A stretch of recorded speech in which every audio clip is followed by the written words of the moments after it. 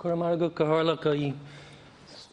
don't really blame the Labour Party for not showing up for this particular session. To be honest, we're here to discuss estimates, and what we have for us is no reflection of what schools will look like as you open up in September. But actually, first let me begin by welcoming the Minister to a new role. I wish him nothing but the best in that regard. Look, I can't separate the fact that we're here discussing estimates that have no bearing on what education looks like in September, and I don't accept that maybe we can have it in a couple of weeks, or that it couldn't have been presented in here in this particular estimate. One of the more interesting parts of having a multitude of different spokesperson roles is that you get to see how other departments act and behave. And the Department of Arts, for example, last week they gave me the estimates, and they also included in that some additional estimates for what arts would look like over the next couple of months. I cannot, for the life of me, understand why that couldn't have been included in this particular set. We have 6 weeks left until schools reopen, and a number of questions that still remain to be answered. And so today, in the absence of any real information, I'm going to just continue to do my job, and we're going to ask some questions and hopefully get some answers to them. Minister, I hope that you were watching in on some of the COVID committees. We've had some fascinating presentations on the education committees over the last couple of months. Over the last couple of weeks, we had the 3 teachers' unions in. We had the parents' associations from both primary and post-primary. We had the school principals, and all their teams were fairly similar. They talked about resources, they talked about an absence of guidelines, and they talked about morale and how low that is currently from students to teachers themselves. And I want to touch on some of those issues. In relation to resources, none will be more fundamental in September than that of staff and resources. And taking teachers even into account for a minute, is it your expectation that we will have a larger panel of substitute teachers ready to step in all over the country should teacher absenteeism increase, or teachers have to withdraw themselves because of a re-emergence of the pandemic, or for any other reason, such as, I don't know, a plethora of reasons that I'd imagine difficulties with teachers at the moment might result in absenteeism? So will we have more substitute teacher panels ready to go? I want to ask about SNAs, and I know the Minister places huge values on SNAs because I've heard her talking about it several times before she became Minister. SNAs are hugely important and have always been, but more so will that be the case in the age of COVID-19 and all the measures and the difficulties that will have for students with special educational needs. Does the Minister anticipate hiring more SNA staff? And if so, that's going to create a challenge in relation to Garda vetting, with much necessary Garda vetting. Where teachers are vetted from the Teaching Council, it's up to the school to vet each particular SNA. If a scenario arises in the autumn where we reopen schools and some SNAs who work in very close proximity to their students have to withdraw themselves from the school because of proximity to the virus, will there be SNAs ready to step in? Who's going to take on the responsibility of Garda vetting those SNAs? Each school can take on that because they're going to be overburdened, but also it would be better if we had a substitute panel that can go to a multitude of different skills. In relation to cleaning staff, it's going to be absolutely essential. The schools that I've worked in previously, most of them only had 2 hours of cleaning. It's cleaning allocation staff a day. That's not going to be acceptable. Will there be in the bank account of a school, will the money be in the bank account of a school in mid-August to hire more cleaning staff? That's absolutely essential. Currently the situation exists where before the staff do their jobs in the schools apply to the department for funding. We're going to have to turn that on its head now, so I'd like to know if that will be the case. In relation to school leaders, one of the things that the school principals, when they talked to the COVID committee, highlighted was the need for COVID leaders in each particular school who understand the roles and the responsibilities in relation to social distancing and other measures. Who does the Minister think will be those COVID leaders in schools? Will it be the deputy principal? If so, can we increase deputy principal hours? Will it be a teacher? I mean, that will create its own issues. Will it be any other non-teaching staff? Infrastructural changes are going to be massively important in schools. I mean, already we've got the highest class sizes in Europe. One of them, it's the pupil-teacher ratio of 26:1. In the age of COVID-19, that's not only a problem for the student, it's actually going to impact their health. What sort of investment in infrastructural changes and how much do we think that will cost, does the Minister envision? I think it was hugely disappointing that the first big announcement from the Minister was for investment in a school in our own area. And while I absolutely I'm happy for the students in Drumclough. There's 405 other schools around the country who are in similar need of emergency investment. So can we continue that investment and bring it out of Kerry and actually continue in Kerry, but bring it all over the rest of the country? The tech divide is going to be another.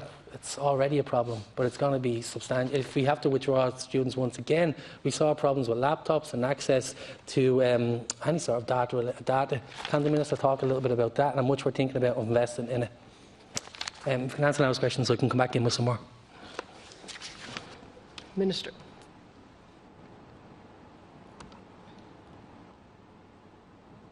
To for their engagement and indeed for their questions, some of which have been repeated. Could I say from the outset, in terms of the opening of the schools, and I want to be absolutely unequivocal in relation to this, my first engagement on appointment was meeting with the stakeholders, a variety of stakeholders in education, whom I value. That included parents and teachers and students and managerial bodies and principals and deputy principals, a wide variety of stakeholders. And I was very pleased following those consultations that there is an absolute collective agenda to reopen the schools fully in the next number of weeks, at the end of August or early September, or whatever is the normal date. And that is a common and shared objective. So there is no ambiguity, there is no question mark, there is no difficulty as regards the clarity surrounding that. It is a common agenda to reopen the schools fully and safely at the appropriate time, which is the end of August or September, depending on the norm. In relation to the questions that have been raised about the return to school budget not being evidenced here, the purpose of this budget is the revised estimate in relation to what was brought before you earlier, late last year. There is most certainly going to be a requirement in terms of COVID-19 reopening of schools. Very conscious of that, and speakers previously have, highlighted some of the issues that will be included in a budget of that nature, and questions around personal protective equipment, sanitisation, cleaning regimes, whatever it might be. My department and officials are currently working through that.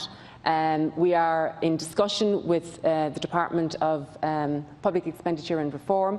There is an acknowledgement that all of the necessary funding that is required to make the opening of schools possible will be put in place. And I can assure you that I will be returning to you with that budget fully itemised, so you will know exactly where the money was spent and how it was spent. But for me to come in at this stage, while schools have not yet reopened, would be rather short-sighted of me and would not indeed be, allow me the facility to present to you a full picture, which I believe would be my obligation to you.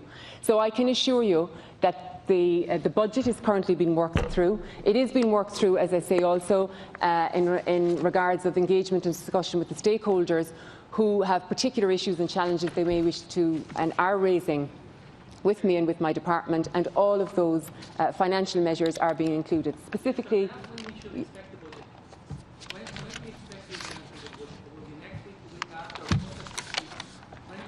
bringing the budget to us. Well, I am anticipating that announcements in relation to the schools and the reopening of the schools will come at the end of this month. I would imagine that at that stage, all, though perhaps not all of the figure as regards the cost, will be available at that time. But it would be premature at this stage to put any figures before you because discussions are still ongoing. And I just want to highlight some of the points that you have raised, that the issues that will be there in terms of the reopening of the schools. For example, substitution. There is an absolute recognition that there will be a requirement for substitution to be put in place, and equally so, the department will be footing a bill of that nature. Issue has been made of vulnerable students and how they will be catered for. They are absolute. I am very conscious of. I come from that environment myself. Children who have particular needs, and they also will be catered for in this reopening of schools. Well-being, which will be a huge issue for many children going forward, but also for the entire school community. Issues of well-being, mental resilience, and supports. They will also be put in place. So there is no confusion. There is an absolute clear agenda to reopen the schools fully come late August, early September, and the necessary resources will absolutely be put in place to make that happen. Issues have been raised as regards the voluntary contribution. And I acknowledge that parents are under, and guardians are under particular stresses in relation to voluntary contributions, now perhaps more so than ever. In relation to that, could I say that in the budget there is a 2.5 increase in capitation fees.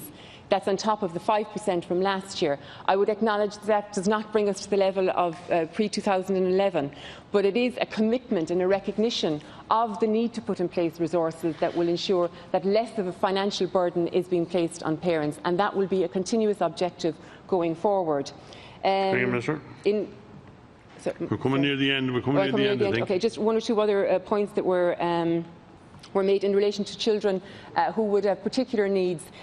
Just to highlight that the supports for the DEIS schools continue. We're talking about 890 schools catering for over 180,000 students. You're talking about the school meals programme, so on and so forth. All of those resources will be put in place.